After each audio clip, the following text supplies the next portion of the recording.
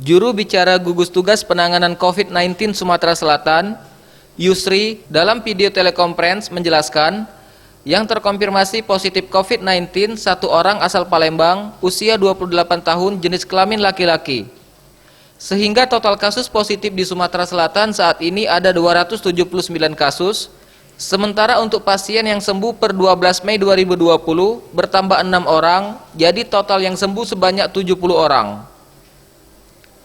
Sementara itu untuk total orang dalam pemantauan sebanyak 4.858 orang, yang selesai pemantauan sebanyak 3.566 orang, dan yang masih dalam proses pemantauan sebanyak 1.292 orang.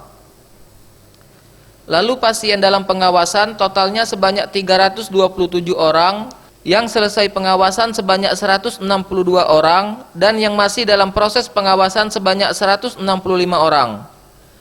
Untuk sampel yang berada di laboratorium, totalnya sebanyak 1.998, terdiri dari OTG sebanyak 1.507, PDP sebanyak 377, dan ODP sebanyak 84 sampel. Untuk sampel yang masih dalam proses 1.421. Kemudian lagi kami menghimbau, sehabis pulang kerja, kita pulang ke rumah, segeralah untuk melepas pakaian kita di kamar mandi. Kalau itu masker terbuat dari kain, silakan untuk dicuci, direndam baju kita, pakai deterjen dan langsunglah mandi. Kemudian kalau itu masker yang masker bedah, artinya sekali pakai, setelah itu dibuang maskernya, tidak perlu dicuci lagi. Karena masker itu apabila dicuci berulang-ulang, dia akan jarang, sehingga daya serap terhadap virus akan berkurang.